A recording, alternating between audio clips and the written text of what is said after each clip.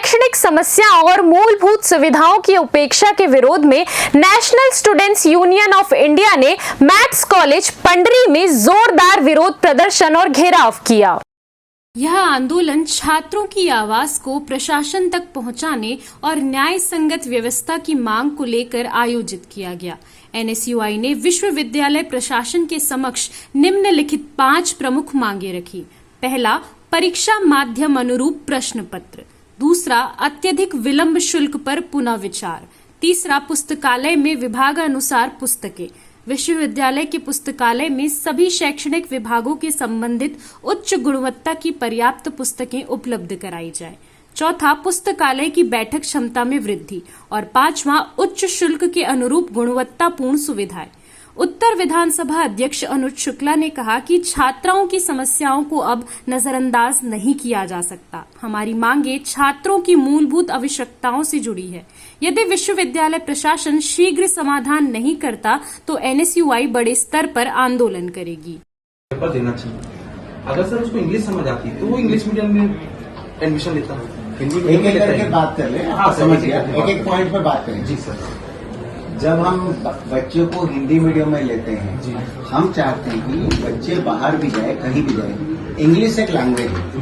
English आने से कोई बड़ा बन जाएगा ऐसा तो है नहीं। इंग्लिश आने से क्या होता है कि कम्युनिकेशन अच्छा होता है। हम चाहते हैं कि सारे बच्चों को एक लैंग्वेज और अच्छे से आ जाए। क्या है, हायर एजुकेशन करने के बाद कहीं भी जाए, बाहर के जाए, थोड़ा सा इंग्लिश का एक प्रभाव पड़ता है। तो थोड़ा सा लोग कहते हैं कि इंग्लिश थोड़ा आना चाहिए। तो हम चाहते हैं हमारे बच्चे जो है ना, हिंदी तो जानते ही जानते, बचपन में पढ़ते हैं जो बच्चे, इंग्लिश भी थोड़ा सीखे। तो हम क्लास में ये करते हैं, इंग्लिश पे पढ़ाओ, साथ साथ हिंदी में भी पढ़ाओ और इंग्लिश में पढ़ाओ। तो बच्चे by the time they go to examination जब तक जाएंगे ना, तब तक इंग्लिश में भी थोड़ा प्रोफिशिएंसी हो जाए। तो इंग्लिश हिंदी, और इंग्लिश हिंदी में जब दोनों मिक्स लैंग्वेज में पढ़ाते हैं, टीचर खाली हिंदी में 3 साल नहीं पढ़ाते, इसीलिए नहीं पढ़ाते, खाली हिंदी में पढ़ाएंगे ना, आगे इंग्लिश का जो टर्मिनोलॉजी है कोई भी सब्जेक्ट की, बजट की हिंदी कुछ और होगा, इंग्लिश है उसका बजट। तो अगर बाहर जाएंगे तो थोड़ा सा उनको सहूलियत होगा। तो 3 साल जब पढ़ते हैं तो तब तक उतना उनको इंग्लिश की क्वेश्चन को समझने की नॉलेज आ जाता है। और हम चाहते हैं कि उसको उस नॉलेज तक उसको ले आए। लिखने तक हो सकता है उसको दिक्कत हो रहा होगा इंग्लिश में, क्योंकि 3 साल में हो सकता है जो अपना सोच रहा है ना, उसको इंग्लिश में सोच के, हिंदी में सोच के। मैंने बात खत्म कर, मैं खत्म कर देता हूँ बात। आप गलत जगह जा रहे थे, इसलिए मैं आपको थोड़ा सा टोका सर। गलत जगह, वो इंग्लिश में नहीं लिखता, वो लिखता है हिंदी में ही। आप पेपर इंग्लिश में देते हैं। मैं आप सुने नहीं ना, मैं क्या बोलूं। हो सकता है वो इंग्लिश में ना लिख पाए। आप सुनो करो, मैं लास्ट तक इसलिए बोल रहा हूँ, खत्म करने तक सुनो आप। मैं जब बोल रहा हूँ कि वो इंग्लिश में वो नहीं लिख पाता, इसीलिए हम कंपलसरी नहीं करते इंग्लिश में लिखने के लिए। हम कहते हैं अगर नहीं कर पाता है तो आप हिंदी में लिख सकते हो, लेकिन इंग्लिश की क्वेश्चन उतना तक उसको समझ में, जो 12-15 क्वेश्चन दिया जाता है, हम कोशिश करते हैं कि 3 साल में इंग्लिश की क्वेश्चन जो है ना समझ जाए, हिंदी में लिखे। क्योंकि हर चीज वो समझ के ना इंग्लिश में लिख देगा, ये हो सकता है संभव ना हो हर किसी के लिए, हिंदी मीडियम के लिए। इसलिए हम चाहते हैं कि हिंदी में लिखे, लेकिन एटलीस्ट क्वेश्चन समझ जाए, कहीं जाए, कहीं अगर उसको थोड़ा बहुत भी समझ में आ जाता है पढ़ने के लिए, ये करने के लिए, दैट इज गुड।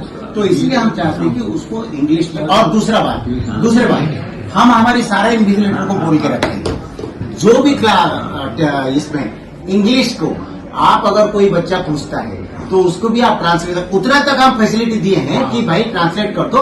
पूरा हिंदी अपन नहीं बताते, पूरा नहीं बताते इंग्लिश के, लेकिन नहीं क्लास में बताते, क्लास में भी बताते हैं, क्लास में भी बताते हैं। और क्लासरूम में और एग्जामिनेशन सेंटर में भी अगर किसी को समझ में नहीं आता है, उसकी ट्रांसलेशन भी कर देते हैं कि बेटा ये तरह है। हम कल ये चाहते हैं कि बच्चा 3 साल में इतना सक्षम हो जाए थोड़ा बहुत। ऐसा नहीं कि वो तो लैंग्वेज ही है, सीखने से कोई हर्ज नहीं है। अगर कोई सीख लिया तो इतनी हो जाए कि भाई आगे जाके थोड़ा अच्छा। आप बोल रही हो तो मैं 2 मिनट क्वेश्चन। हाँ बोलो।